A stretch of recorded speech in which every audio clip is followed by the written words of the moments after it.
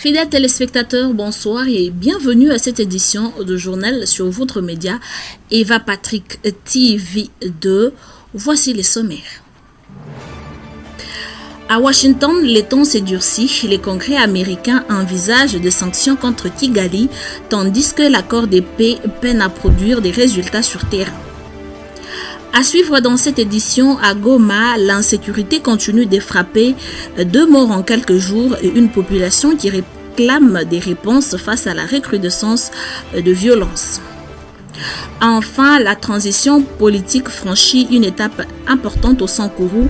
La Commission électorale nationale indépendante a fixé au 24 mars prochain l'élection des gouverneurs et du vice-gouverneur de province après la déchéance de l'ancien gouverneur. C'est tout pour les titres, les détails sont courts.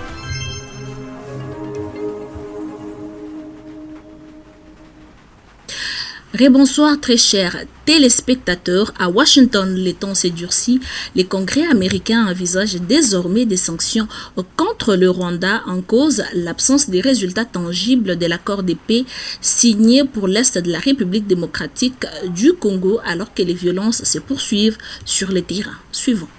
L'accord à Washington entre les présidents Félix Tshisekedi et Paul Kagame, la situation sécuritaire reste extrêmement tendue dans l'est de la RDC. Le long de la frontière congolo-rwandaise, affrontements armés, déplacements des populations et accusations croisées continuent d'alimenter l'instabilité. À Washington, cette impasse irrite de plus en plus les élus, républicains et démocrates, rarement alignés sur les questions africaines, affichent aujourd'hui une position commune. Face à l'absence de progrès, Kigali pourrait faire face à des sanctions diplomatiques et économiques ciblées. Le dossier congolais est désormais repris en main par le vice-président J.D. Vance, un signal fort envoyé par la Maison-Blanche, qui attend éviter que cet accord, présenté comme un succès diplomatique par l'administration Trump, ne se transforme en échec politique. Pour Donald Trump, cette initiative devrait illustrer le retour de l'influence américaine en Afrique centrale. Mais sur le terrain, les engagements peinent à se traduire par un désescalade durable. À défaut de résultats rapides, Washington semble prêt à revoir sa stratégie et à durcir sa position vis-à-vis de Kigali. Une pression internationale croissante alors que l'avenir de l'accord de paix reste incertain et que la situation humanitaire continue de se dégrader dans l'est de la RDC.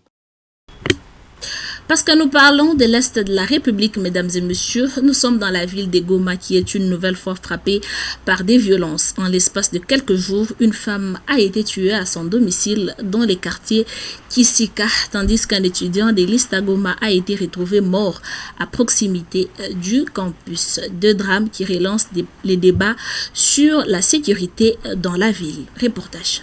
La ville de Goma est une nouvelle fois frappée par la violence. En l'espace de quelques jours, une femme a été tuée à son domicile dans les quartiers Kasika, tandis qu'un étudiant de l'Ista Goma a été retrouvé mort à proximité du campus. 2 drames qui relancent les débats sur la sécurité dans la ville. Ces drames ont profondément choqué les habitants du quartier, encore sous les chocs de cette violence survenue en plein milieu résidentiel. Quelques jours plus tôt, c'est la communauté estudiantine qui était plongée dans le deuil. Le corps d'un étudiant de l'Institut supérieur des techniques appliquées de Goma a été retrouvé sans vie non loin du campus. Porté disparu depuis la veille, le jeune homme avait quitté son domicile sans donner de nouvelles. Son décès a été confirmé par les représentants des étudiants qui ont appelé au calme et au recueillement tout en exprimant leur solidarité à la famille endeuillée. Face à la multiplication de ces incidents, les organisations de jeunes montent au créneau. Dans la commune de Karisimbi, 2 voix s'élèvent pour dénoncer une insécurité persistante et des violences ciblant particulièrement les jeunes. Ces structures rejettent les accusations relayées sur les réseaux sociaux selon lesquelles certaines victimes seraient impliquées dans des actes de délinquance. Ils parlent de la stigmatisation injustifiée et appellent au respect strict de la vie humaine. Alors que Goma traverse une période déjà marquée par des tensions sécuritaires, ces nouveaux drames ravivent l'inquiétude de la population. Les habitants attendent désormais des mesures concrètes pour garantir leur sécurité et prévenir de nouvelles pertes en vie humaine. Comme je l'ai dit dans les sommaires, mesdames et messieurs, au Sankourou, la transition politique entre dans une phase décisive. La Commission électorale nationale indépendante a fixé au 24 mars prochain l'élection de gouverneurs et de vice-gouverneurs de province après la déchéance de l'ancien gouverneur. Voici les détails.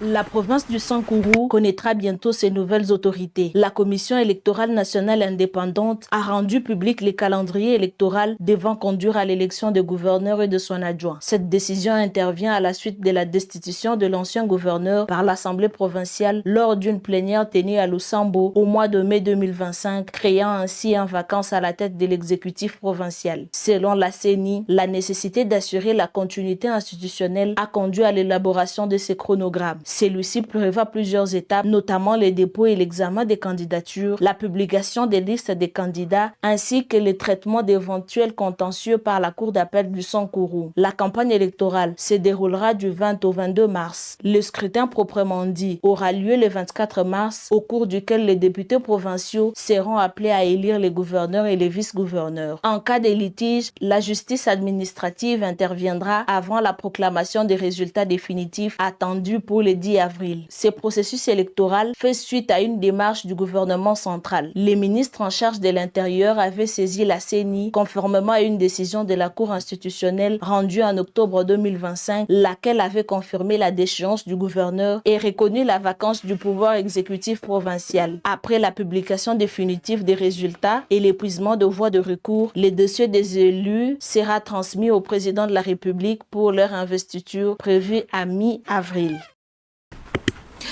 Avec ces calendriers, le Sankourou s'engage vers une normalisation de sa gouvernance provinciale.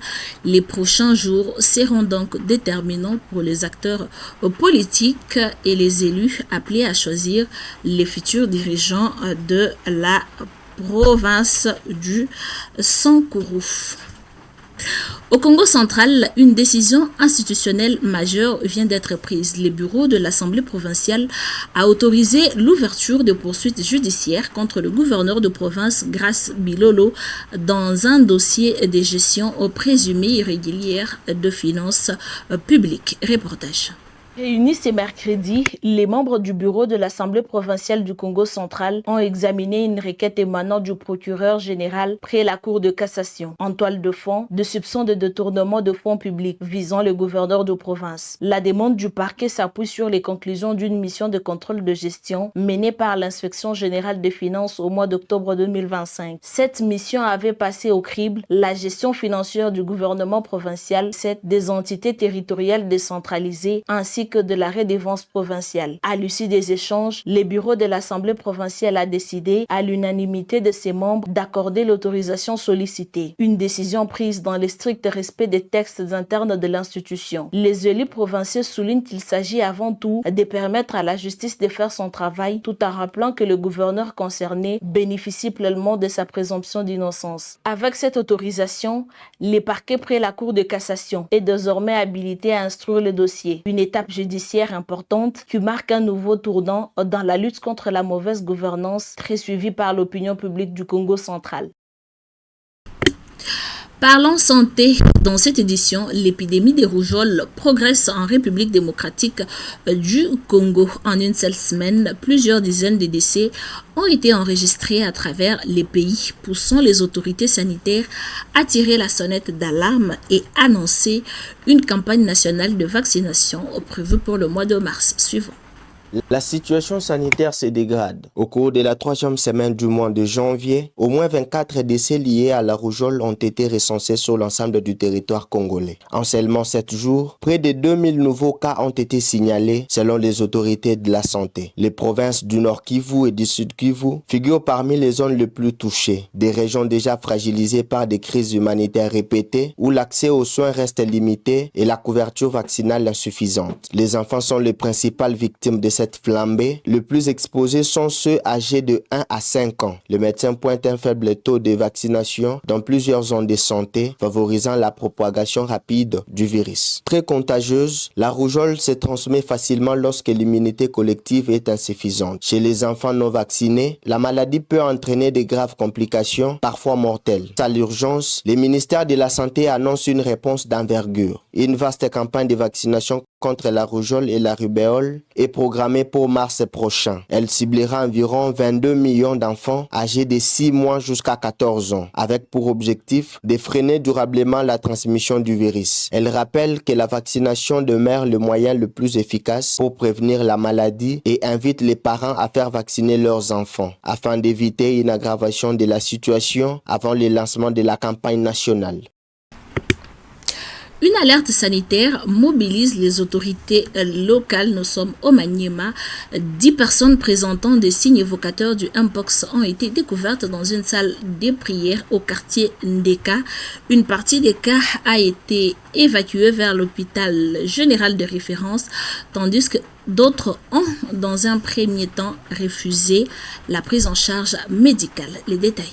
L'alerte a été donnée dans les quartiers Ndeka, Luboto, dans la province de Maniema. 10 personnes présentant des signes évocateurs du Mpox ont été localisées dans une salle de prière d'une église de la place. Selon les autorités locales, ces individus s'étaient volontairement regroupés dans ces lieux religieux, espérant trouver une solution spirituelle à leur état de santé. À l'arrivée des équipes d'intervention, certains présentaient déjà des symptômes visibles. 3 cas ont été immédiatement évacués vers l'hôpital général de référence de Luboto, où ils sont actuellement pris en charge par les personnels médicaux. Les autres personnes concernées auraient refusé dans un premier temps la prise en charge, évoquant des causes mystiques à leur maladie. Cette situation inquiète les forces vives locales. La société civile appelle à une réaction rapide des autorités sanitaires, notamment par l'acheminement des médicaments, à des matériels de protection et par les renforcements de sensibilisation communautaire. Les acteurs locaux exhortent également toute personne ayant été en contact avec les cas suspects de se présenter sans délai à l'hôpital général de Luboto afin de limiter la propagation de la maladie. Alors que les Mpox continuent de représenter une menace pour la santé publique, les autorités et les communautés sont appelées à conjuguer leurs efforts pour contenir cette alerte et éviter une propagation à grande échelle.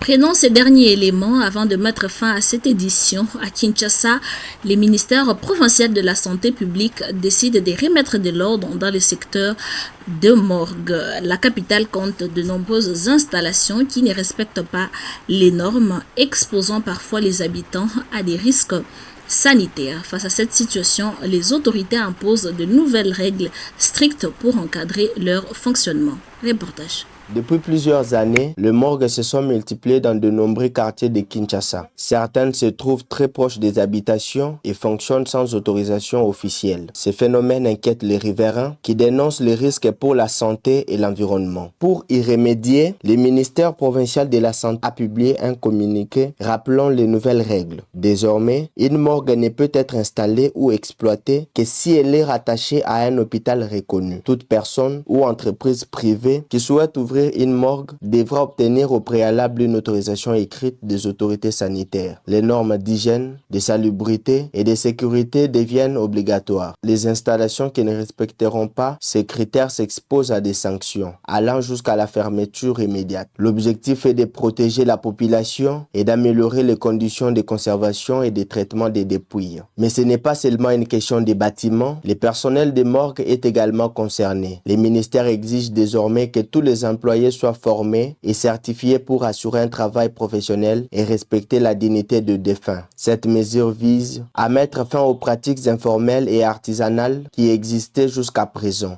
Selon les ministères, ces nouvelles règles permettront de mieux protéger la santé publique, de garantir le respect des familles et de restaurer un